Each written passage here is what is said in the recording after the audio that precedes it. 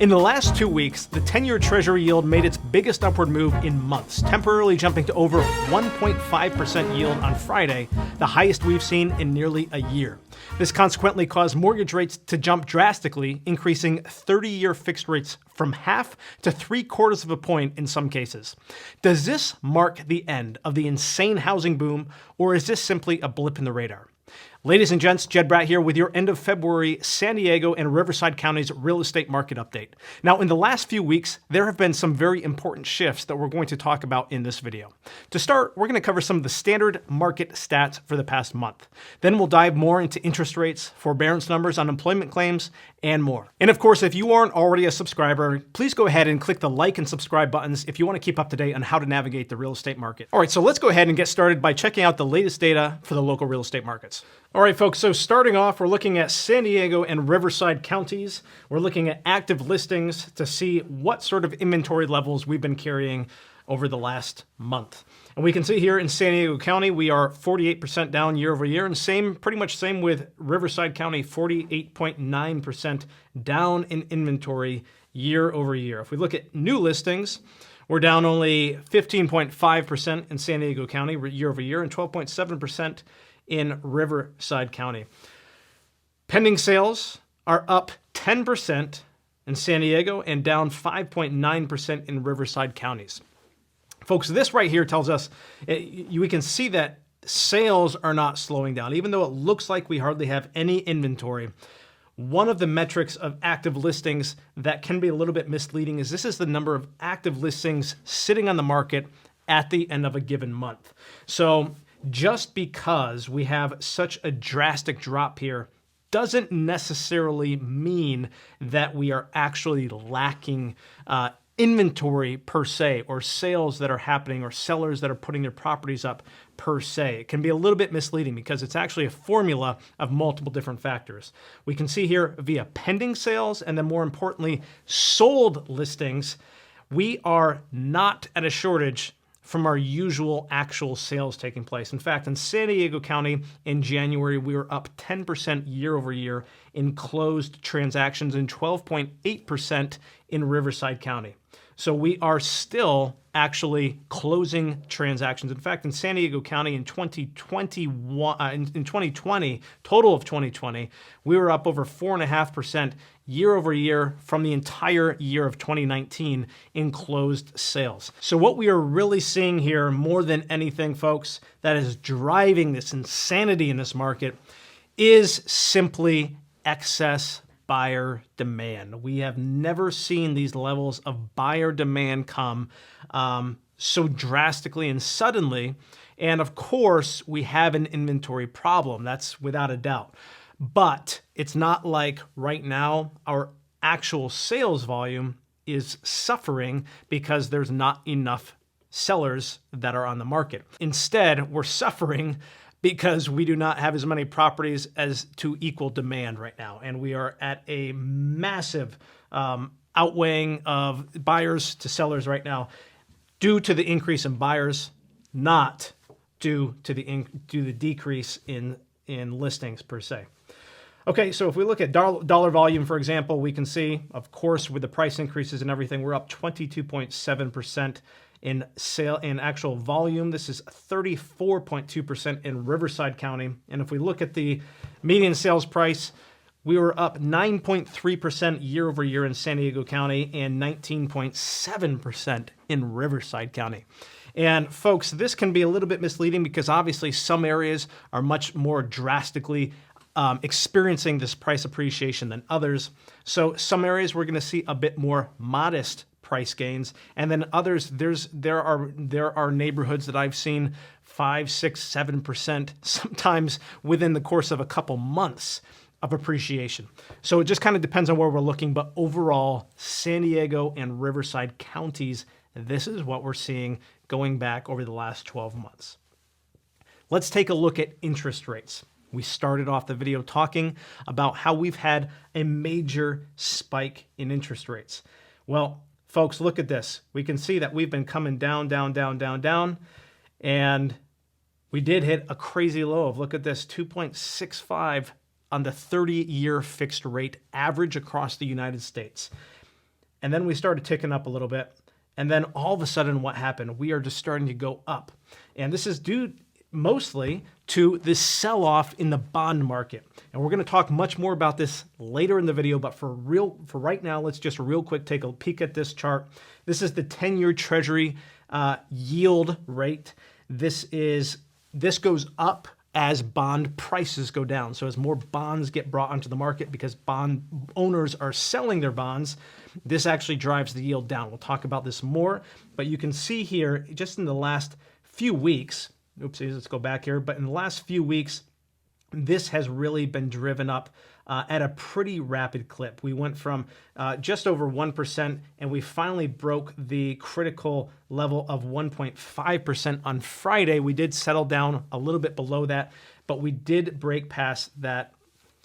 We did break past that critical tipping point that we've not been at for just about a year. We're going to take a look real quick at the Fed's balance sheet. We can see it spiked. We've been growing the Fed's balance sheet. This is reflective of the money that the Fed is pouring into the economy, mostly via quantitative easing and buying of bonds. So when we had that stimulus that was passed last, I believe it was March, obviously we saw a major uptick there. And of course, we are about to see even more of an uptick here in the coming weeks or month as this new $1.8 trillion bill moves closer and closer to President Biden's desk. And directly, again, reflecting that, we can see the M2 money supply. This is money being basically injected into the economy. But, well, not necessarily. This could be sitting in somebody's bank account, unused, not necessarily active in the economy, but nonetheless, this is currency that has been produced and printed money. And you can see, we addressed this in the last video, we were up over 20% just in the entire money supply ever created just in 2020. And again, I think I ran the numbers in the last video. If we, once again, do see this $1.8 trillion bill get passed, we're going to see that jump significantly more. I think we're going to be upwards of 30% increase in the overall money supply since the inception of the United States dollar within a period of 12 months. So that's going to be something to watch for. We'll continue to keep you updated in the future videos. Disposable personal income. This is a very interesting stat. In January 2021, we saw an uptick of 11.0% in disposable personal income. And this is a pretty interesting figure because this is again money now that buyers have after their expenses to go and spend as they wish. This is discretionary spending income. 11.0%. And folks, this is from the preceding month. This isn't from year over year. This is from the preceding month. So up 11% in January. It's very intriguing considering that we have a lot of really mixed signals going on in the economy right now. For example, let's take a look at the employment situation. Well, the unemployment rate actually fell by 0.4%. So we're down to 6.3% as of January.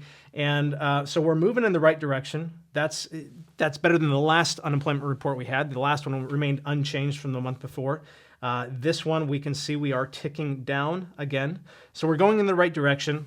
We've obviously hit a major stall here. It's not like we, did a complete V-shaped recovery rebound from the pre-COVID area, but nonetheless, we're moving in the right direction. Share of mortgages in loan forbearance declined to 5.22% as of February 22nd, decreased 7 basis points, nothing tremendous here. So we still have 5.22% of mortgages in forbearance. This is going to be something, again, to continue to watch. It's going to be something that we're going to definitely do more videos on. We're going to talk a little bit more in detail on in the future. For the Consumer Price Index, we've talked about inflation in the past. Let's look at this. So this is the Consumer Price Index released in February for January. And we did not see, per the metrics that the inflation is published by, we did not see a major uptick. In fact, it was lower than expected. It was a 1.6% increase for the 12 months ending in December, and it was only 1.4% in the month ending in the year ending in January. So inflation, as it is traditionally measured, is not seeming to go up. The question is, are you going to believe these metrics, or are there other indicators that maybe this is an outdated system of measuring actual inflation, and we're just looking at a dated metric? We will again talk about this in future videos as well. Personal saving rate. This is a very interesting thing to look at too now. We can see here that the personal savings rate is up drastically here. If we look in recently, this is the actual amount that buyers are, that not buyers, but that individuals are setting aside into their savings account and not spending right now. So we could see that spike around when we had that last stimulus, right? And then we see it spike here again. And we're probably going to see this continue to go up now if people continue with the same financial habits as we've seen over the last year. Initially, people saved right away in the beginning. They didn't have any, they had a lot of uncertainty as to what was going to happen. We saw that come down a little bit, but now we're of course seeing that go up again as people are still wrestling with what the future holds. So that's going to be very interesting to continue to watch. Now let's go ahead and circle back to the 10-year yield. Now, we've talked about the relationship of the 10-year Treasury yield and mortgage interest rates many times in past videos, but as a quick refresher, remember that the 30-year mortgage rates generally follow the track of the 10-year Treasury yield. Now, the 10-year Treasury yield is effectively a federal bond that is sold by the U.S. Treasury Department to raise money for the funding of government spending. So, for example, when the $2 trillion CARES Act bill was signed in 2020, the way the government raised the money was by having the Treasury create and sell bonds. And remember also that the relationship of the yield of the bond is directly opposite of its price. In other words, when the price of bonds goes down, the effective yield goes up. So when you hear that yields on bonds are going up, that actually means that investors that own bonds are selling them off and that prices of those bonds are actually going down. And see, here's the way that works. Basically, if I'm the government and I want to raise, let's say, $1,000 so I can give 10 people $100, I will go out and issue a $1,000 bond at the current prevailing bond rate. So in this case, let's say someone, let's call him Tom, buys the bond, essentially a piece of paper showing that Tom is entitled to the return of the promised bond for $1,000. And let's say the published interest rate on that bond is 2%. So for that moment in time, the bond is worth its face value of $1,000, and the yield on that bond is 2% of its face value, or $20 per year. Now, after Tom buys the bond, however, the market value of that bond fluctuates with the current bond market. For example, if the week after Tom bought this $1,000 bond, the Consumer Price Index report comes out showing that inflation spiked over the last period, then bondholders might panic and then rush out to sell their bonds. Just like most markets in capitalistic economies, bond market pricing is determined by supply and demand. So as more supply floods the market, the price of these bonds goes down. So let's say Tom suddenly regrets his decision to buy that bond and decides to sell it so that he can place that money into an investment vehicle that will be better hedged against inflation. So when he does that, he realizes that the market value of the bond is only $500 now on the current market instead of $1,000 that he paid for it. Now, whoever buys this bond from Tom will still receive the $20 annual interest based on the 2% face value of that $1,000 bond. However, because the buyer is only paying $500 for this bond, the effective return or interest rate is now 4% instead of 2%. See, this is how bond pricing works. And because interest rates follow bond yields, we can understand why we have seen such major swings in the mortgage rates recently. Let's start with Jay Powell. For the 100th time now, Jay Powell last week once again reaffirmed the Fed's commitment to quantitative easing and buying bonds. Essentially, even if the demand for bonds is relatively low, the Fed will continue to buy tens of billions of dollars of worth of bonds every single month for the foreseeable future to keep pressure on rates to remain low. However, the Fed's perceived control of the situation may appear to be slipping. Despite the large purchases of bonds by the Fed, recent economic reports have pointed to a recovering and strengthening economy, at least based on the way economic data is reported. With the anticipation of a strong economic growth comes the expectation of inflation, a natural byproduct of a growing economy. Add on top of the economic growth the $1.8 trillion stimulus bill, which is making its way to the Senate and then the president's desk, and the apparent risk of inflation only grows more.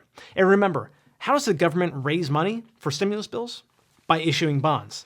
And what happens when the supply of something outweighs the demand? Well, the price drops. And what happens when the prices of bonds drop? The yields go up. And what happens when bond yields go up? Mortgage rates, among other interest rates, increase. Now, all of this leads to a somewhat ironic chain of events. For example, what happens when interest rates across the board increase? Well, higher rates mean borrowing money to grow businesses become more expensive. And as borrowing becomes more expensive, growth slows, which leads to lower inflation. And so, for example, where bond sellers might be selling their bonds to move money into higher growth vehicles such as stocks to hedge against inflation, the massive moves itself might cause stock growth to slow or even reverse temporarily, something we saw over the past few weeks.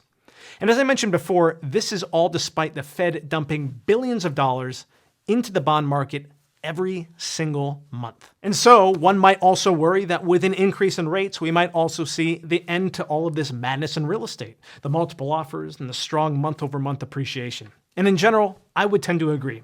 If the bond market were to continue this heavy sell-off and yields, therefore interest rates, continue to spike significantly into the coming weeks, I believe we would see a direct reaction in the housing market. However, the demand levels in the housing market right now are at such strong numbers that it would require such a major headwind to cause significant slowing. In 2018, as interest rates increased, we did not see a strong pullback in the housing market until towards the end of the year, when we simply reached a tipping point where mortgage rates were upwards of nearly 1.5% from their previous lows.